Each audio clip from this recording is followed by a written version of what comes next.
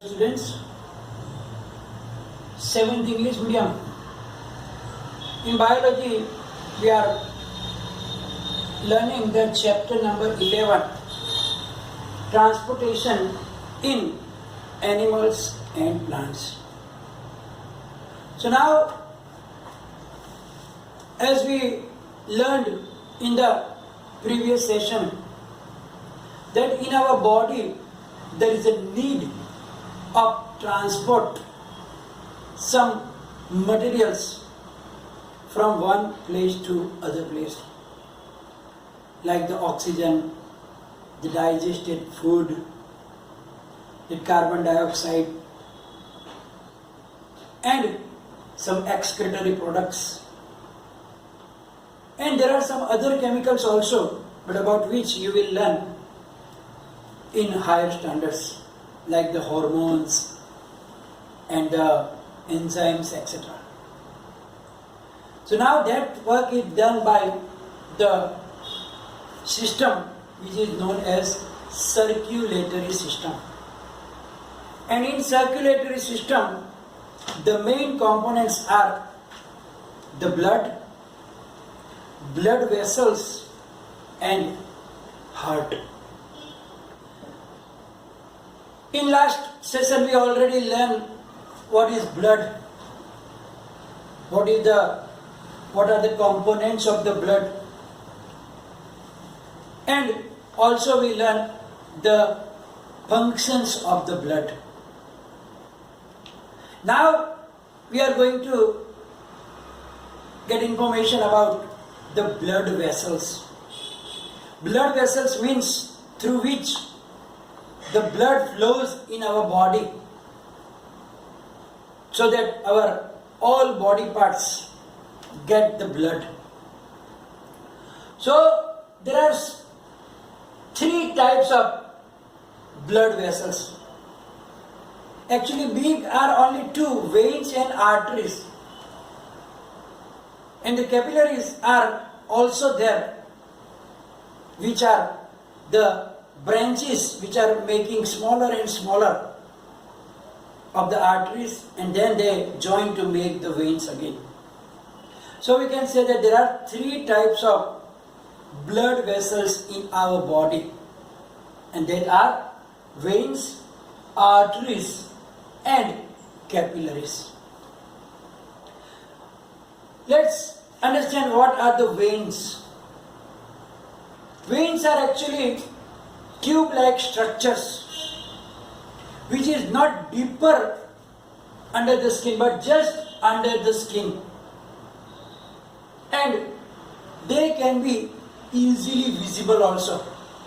If you look at your hand, like at the wrist and on your palm at the back side here, you can see the green blue colored pipes, tubes. You can see in your legs also, sometimes at the forehead also. So that green bluish colored tube like structure there on your under the just skin, you can see here also on my hand also. So these are the veins, and their outer layer is not so thick, but it is little thinner. And these veins carry the deoxygenated blood from body parts to back to the heart. So the function of these veins is to bring the blood back from the body parts.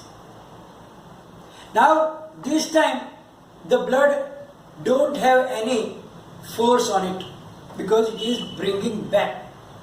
So to prevent the blood going in the reverse direction, they have some valves at certain distances which prevents the blood to going back in the reverse direction.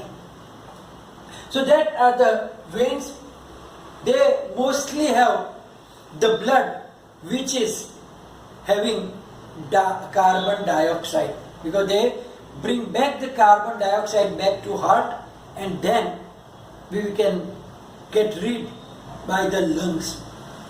So that is the veins which are not too deep, so you can easily see on your hand, on your legs also, and different body parts also. The other are the arteries. Now these arteries are situated very deep inside under the skin.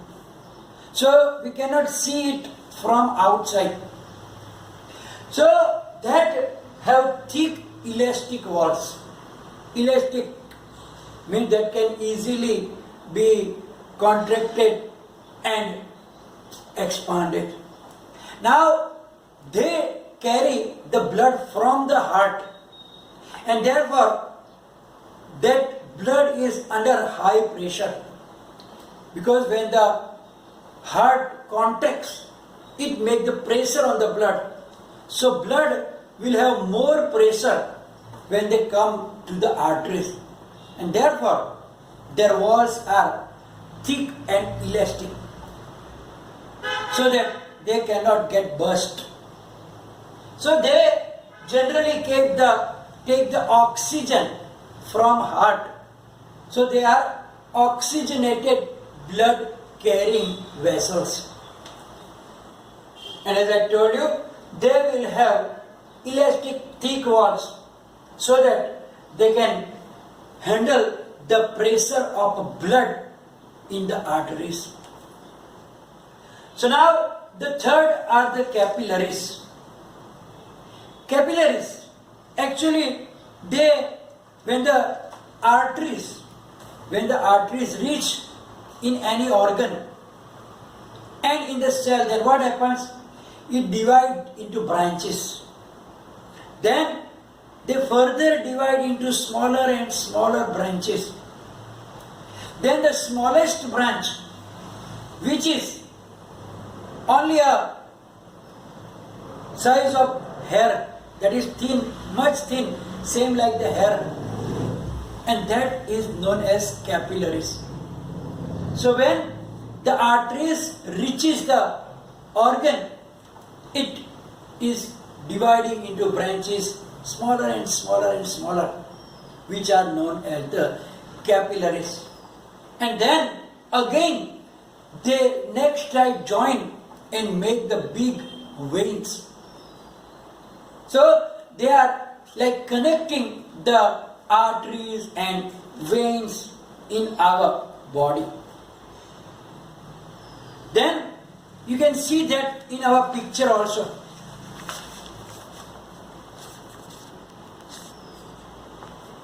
You can see that arteries going in, then they are going into branches. Their small branches are the capillaries, which join again to make veins like that. So that is the situation of arteries in our body. So arteries and capillaries are the thing. Now what is the use of capillaries? Capillaries, through the capillaries walls, very thick walls, very thin walls, they exchange the materials like gases, oxygen to take back the carbon dioxide, the digested food, the other excretory products, etc. That is exchanged from the body to the blood by these capillaries. So now that are the three types of veins and arteries and capillaries are the three main blood vessels in our body. So now here we can see that the blood is circulating in our body through the heart. So now what is the pulse and pulse rate? Before we go to the heart, we have to learn about the pulse and pulse rate. If you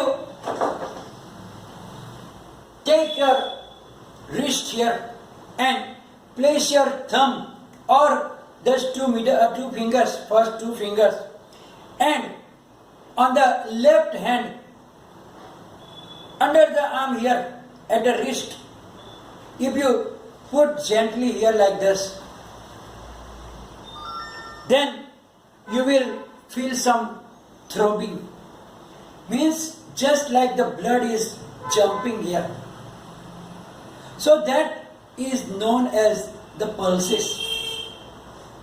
Doctors sometimes check here and then look at their watches also, because they are counting that in 1 minute how many pulses can be heard.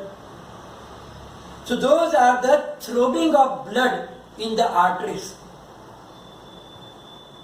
So that is known as the pulse. The rhythmical throbbing of blood in arteries is called pulses, and it can be felt at wrist. Sometimes you can feel here on your forehead side also, by the skull also you can feel it.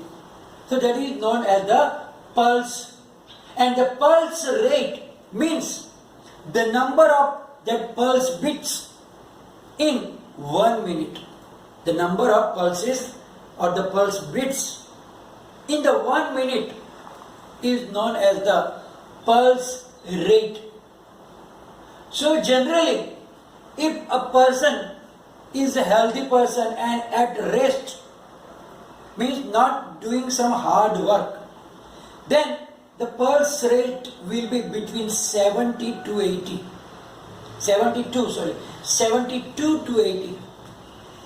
So there is a range in which it is 70 to 80. It means that if your pulse rate is between those two digits, 72 and 80, it means that your heart is working properly.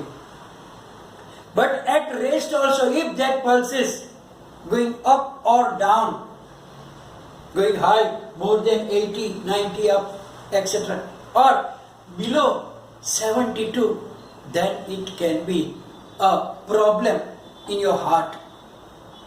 So that time the doctor will decide what to do. Because it is the heart. Heart is a very, very delicate organ in our body. So that pulse rate is related to our heartbeats. Heartbeats and the pulse rates are the same thing. So if your pulse rate is high or low, it is nearly connected to the heartbeats. Heartbeats also can be more and low, high and low. Then it can be the high blood pressure or low blood pressure in your body. So now that is the pulse and pulse rates that you have to learn about it. So the pulse rate, you already learn about it, that what is pulse and pulse rate.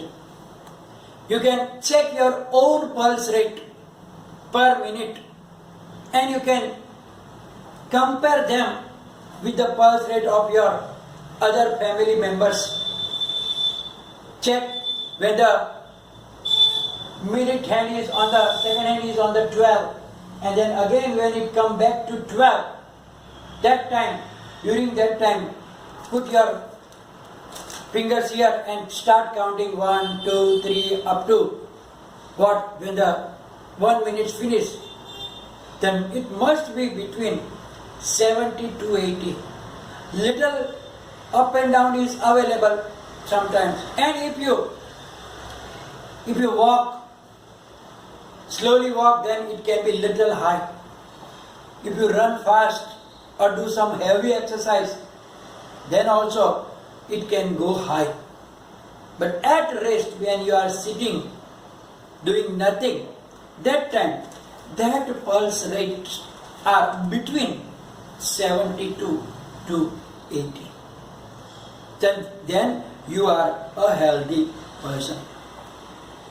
So now, when we saw that the arteries take oxygen rich blood and the veins take oxygen rich blood, etc. Now we have to learn about the heart, that how the heart can separate this blood, because there will be mixing of blood. But first we will learn what is heart, and then you will understand that how can it prevent the mixing of the oxygen rich blood and carbon dioxide rich blood. So heart is located in the chest cavity. We already learned about that. There is a cave rib cage here. In the rib cage, in the chest cavity, the heart is situated, and it is slightly tilted. Actually, the lower part of the heart, the cone-shaped lower part of the heart, is just a little tilted toward the left. So if you put your hand on your left side at your chest, you will feel your heartbeats. It means that your heart is pumping there. So the heart is slightly tilted toward the left. It continuously pumps blood through arteries, which comes back to it through veins. So through the arteries, it takes the blood from heart to all the parts, and then back to the heart it comes through the veins. So it is continuously pumping without any rest, 24 hours a day, 7 days a week, 365 days a year, without getting tired. If it will get tired, and if it will stop for a few seconds also, then you will rest forever. So that is the very, very important organ of our body, which endlessly, continuously, without stopping, working as a pump station, and it pumping the blood and throughout our body. Now our human heart is divided into 4 chambers. In some animals they have only 2 chambers or 3 chambers, but human heart have 4 different chambers. The upper 2 chambers are known as auricles, or if it is one, it is known as atria, but singular, but plural is auricles. And the other downward are known as the ventricles. So left auricle, left atria, right atria, left ventricle, right ventricle. So there are 4 chambers in our heart. You can see the figure of the heart here. Right? Here you can see that they have written here right atrium, then left atrium, left ventricle, and right ventricle. So that are the 4 chambers of the heart.